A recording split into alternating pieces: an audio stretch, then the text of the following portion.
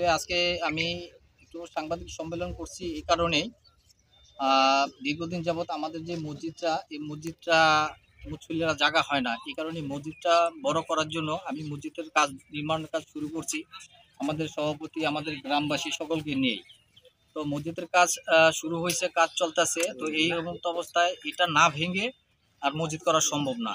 এই কারণে এটার পশ্চিম দিকে আমার যে পৈতৃক সম্পত্তি, ওই সম্পত্তির উপরে আমি আমার অস্থায়ী একটা মসজিদ নির্মাণ কাজ শুরু করি। সেখানে আজকে সকাল 9টায় আমি ছিলাম ঢাকাতে। সকাল 9টা বাজে ওই বন্ধুবন্ধুকছির ছেলে নয়ন বন্দুকছি যে নড়িয়া ট্রান্সপোর্টের চাকরি করে একটা পরিবহন, ওই নয়ন বন্দুকছি আইসা আমার মার সাথে খারাপ বিহেভ করে এবং আমার মিস্ত্রিদের সাথে খারাপ বিহেভ করে। সেই ভিডিও ফুটেজ আমার কাছে আছে। ও আইসা সরাসরি আমাদের মসজিদের কাজটা বন্ধ করে দেয়।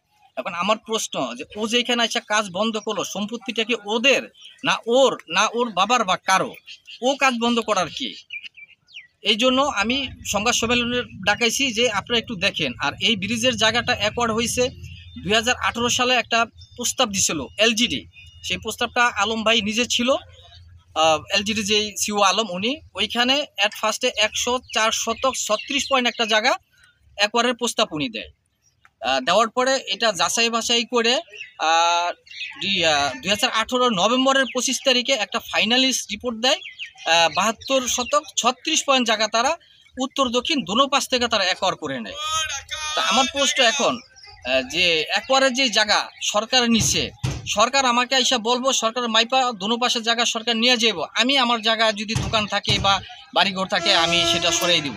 কিন্তু অন্য কোনো ভিকটিম যদি আইসা আমার উপরে ব্লেম করে, প্রেশার দেয় যে এটি সব সরকারি জায়গা, এগুলা উচ্ছেদ করে দিমু, এগুলো আমরা নিয়ে যাবো, এই কথাটা নয়ন বন্দুকছি সকালবেলায় বলছে আমার মারে, যেটি সব সরকারি জায়গা বহুত বছর খাইছো, এই জায়গা আমরা নিয়ে যাবো।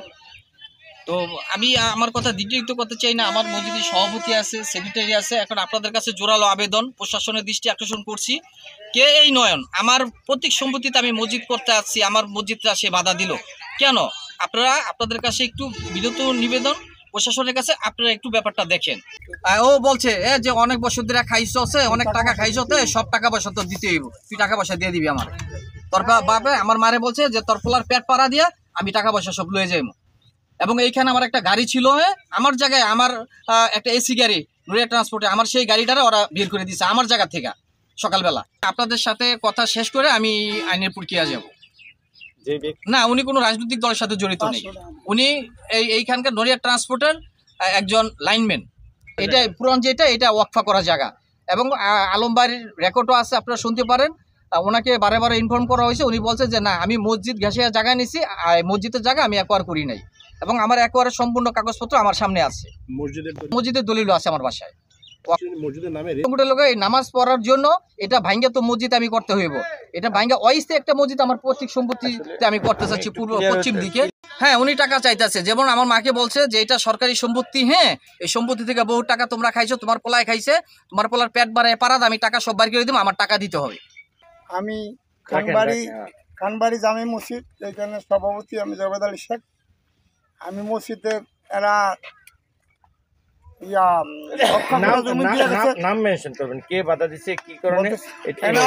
জমিন দিচ্ছে শব্দর আলী খান, আল্লাহর ঘর উড়াইছে, সবাই নামাজ কালাম পড়ি আমরা। এখন আমাদের এই মসজিদের কাজ ধরছি, কাজ ধরা পরিবর্তিত আমাদের মসজিদটা ভাঙ্গা অন্য একটা জায়গায় নিতে হবে। তো মালিকানা জায়গায় ওদের সবুজ খানের মালিকানা জায়গায় আমরা মসজিদ উঠাইতেছি, সেই মসজিদে বাধা দিচ্ছে নয়ন বন্দুকছি যে আমাদের এখানে মসজিদ উঠাইতে দিব না, এটা সরকারি জমিন এই কয়া। আর এই টাকা পয়সা আর আমার মা ওই উনি ওনার তখন কইছে যে এত বছর টাকা পয়সা খাইছে সবুজ খান, এই টাকা পয়সা সমস্ত দিতে হইব, নাহলে পেট পরে টাকা বাড়ি করে ফেলান। আমার আল্লাহ 3 ছেলেটাকে বাড়ি থাকে না, থাকি আমি একা। আমার এই জায়গা লইয়া আর অনেক আমার লোকের জড়িত করতেছে যে অনেক দিন যাব। আজকে সকালে মসজিদে কাজ ধরছে, কাজ করতেছে লেবাররা, লেবার তো মারতে আইসে, মারতে হওয়ার পর আমার ডাকাইছে। আমি তারা কাজ বন্ধ হচ্ছে, এটা সরকারি জায়গা, সরকারি জায়গায় কেমনি সরকার রয়ে গেছে, সরকার রয়ে গেলে খাইবে সরকারে তোরা হয়নি। এরপর ওরা আমার অনেক খারাপ ব্যবহার করতো, আমার কয় তুই তো সরে যা, তুমি কি জায়গার মালিক, আমরা আর এত বছর টাকা খাইছো, টাকা পাড়াইয়ে বাইর করে এলেন, তোর বলা পেট পারে টাকা বাইর করে লাইমু, টাকা কেমনি নিতে হয় সেটা আমরা জানি। এই হুমকি টুমকি দিয়া লেবাররা ভয়তে লেবাররা কাজ দিয়া লেবাররা চলে গেছে। এখন একটা কাজ করছে মসজিদের কাজ প্রায় 20 দিন ধরে। এখন মসজিদ হলে আমাদের উপরের দিকে নিতে হইব, ভাঙতে হইব, কারণ মসজিদে সরাইতে হইব। এখন আমরা 2 দিন ধরে কাজ করতেছি, গতকালকে কিছু করে নাই, আজ করলে মনে করেন লোকজন লইয়া আমরা আইসি আয় কাম বন্ধ রাখ। আমরা কাম বন্ধ রাখি না দেখে আঙ্গা গালাগালি করছে, মিষ্টির উপরে আমার উপরে আমার মাথা আইসে নন দেখছি। আরো যত লোক আছে সব আইছে মৌমাছির মতো, আমাকে সব কাজটা জ্বালাই দিবে। তাড়াতাড়ি যাইয়া মালিকরা খবর দিছি।